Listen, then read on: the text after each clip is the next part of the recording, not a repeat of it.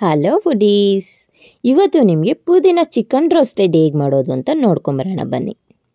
ನಾನಿಲ್ಲಿ 5-6 ಮೆಣಸಿನ್ಕಾಯಿ ತೊಗೊಂಡಿದ್ದೀನಿ. ಹಾಗೆ ಅರ್ಧ ಕಟ್ ಕೊತ್ತಂಬರಿ, ಅರ್ಧ ಕಟ್ ಪುದೀನ, ಒಂದು 4ರಿಂದ 5 ಕರಿಬೇವು. ಇದನ್ನೆಲ್ಲ ತೊಳ್ಕೊಂಡು ಜಾರ್ಗೆ ಹಾಕ್ಕೊಂಡು 1 ಸ್ಪೂನ್ ಶುಂಠಿ ಬೆಳ್ಳುಳ್ಳಿ ಪೇಸ್ಟ್ ಹಾಕ್ಕೊಂಡು ಪೇಸ್ಟ್ ಮಾಡ್ಕೊಂಡಿದ್ದೀನಿ.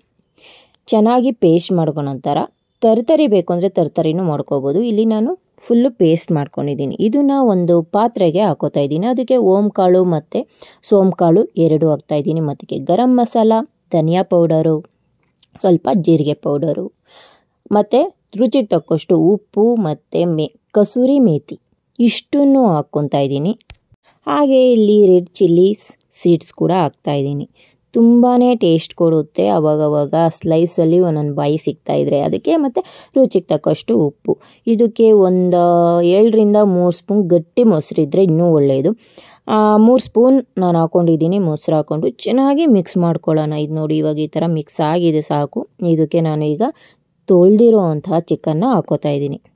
ಈಗ ಚೆನ್ನಾಗಿ ಮಿಕ್ಸ್ ಮಾಡ್ಕೊಳ್ಳೋಣ. ಎಲ್ಲ ಚಿಕನ್ಗೂ ಮಸಾಲೆ ಚೆನ್ನಾಗಿ ಅಂಟಬೇಕು. ಆ ಥರ ಚೆನ್ನಾಗಿ ಮಿಕ್ಸ್ ಮಾಡಿಕೊಂಡು ಇದ್ರದ್ದು ಮುಚ್ಚಳ ಮುಚ್ಚಿ ನಾನು ಅರ್ಧ ಗಂಟೆ ಹಾಗೆ ಬಿಡ್ತಾಯಿದ್ದೀನಿ. ಇಲ್ಲಿ ಫ್ರಿಜ್ಗೆಲ್ಲ ಇಡ್ತಾಯಿಲ್ಲ ನಾನು.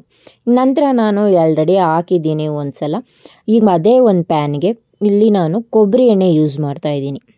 ಅಂದರೆ ಅಡುಗೆಗೆ ಬಳಸೋ ಅಂಥ ಕೊಬ್ಬರಿ ಎಣ್ಣೆಗೆ ಯೂಸ್ ಮಾಡ್ತಾಯಿದ್ದೀನಿ. ಆ ಎಣ್ಣೆ ಹಾಕ್ಕೊಂಡು ಸ್ವಲ್ಪ ಹಾಕಿದ್ದೀನಿ.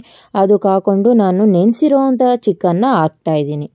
ಸ್ವಲ್ಪ ಲೋ ಫ್ಲೇಮಲ್ಲಿ ಇಟ್ಕೊಳ್ಳಿ. ಹಾಕಬೇಕಾದ್ರೆ ಅದು ನೀರಿನ ಅಂಶ ಇರೋದ್ರಿಂದ ಸಿಡಿಯುತ್ತೆ. ಹಾಕ್ಬಿಟ್ಟು ಸ್ವಲ್ಪ ಚೆನ್ನಾಗಿ ಲೋ ಫ್ಲೇಮಲ್ಲೇ ರೋಸ್ಟ್ ಆಗೋ ಥರ ಬಿಟ್ಟುಬಿಡಿ.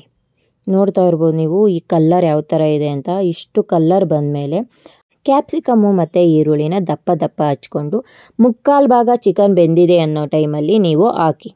ಅದು ಕೂಡ ಅದ್ರ ಜೊತೆನೇ ಫುಲ್ಲು ಬೆಂದಿರುತ್ತೆ ಚಿಕನ್ ಜೊತೆ. ಈರುಳ್ಳಿ ಮತ್ತು ಕ್ಯಾಪ್ಸಿಕಮ್ಮು ಫುಲ್ಲು ಅರ್ಧ ಬೆಂದಿದ್ರೆ ಸಾಕು. ತುಂಬಾ ಟೇಸ್ಟಿಯಾಗಿರುತ್ತೆ. ಈಗ ಇದು ರೆಡಿ ಆಗಿದೆ. ತುಂಬಾ ಟೇಸ್ಟಿಯಾಗಿರುತ್ತೆ.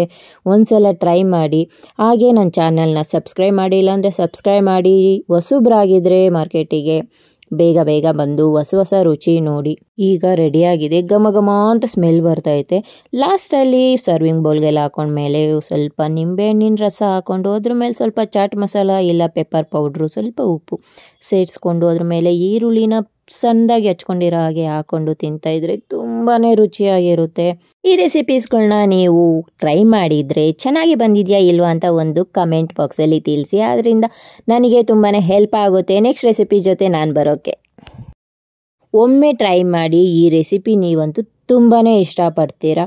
ಹಾಗೆ ಈ ರೆಸಿಪಿ ನಿಮ್ಗೆ ಇಷ್ಟ ಆಗಿದೆ, ಈ ವಿಡಿಯೋ ಇಷ್ಟ ಆಗಿದೆ ಅಂದರೆ ಲೈಕು, ಕಮೆಂಟು, ಶೇರ್ ಮಾಡಿ ಅಂತ ಹೇಳ್ತಾ ಈ ವಿಡಿಯೋನ ಇಲ್ಲಿಗೆ ಮುಗಿಸ್ತಾ ಇದ್ದೀನಿ. ನೆಕ್ಸ್ಟ್ ರೆಸಿಪಿ ಜೊತೆ ನಾನು ಬರ್ತೀನಿ. ಅಲ್ಲಿವರೆಗೂ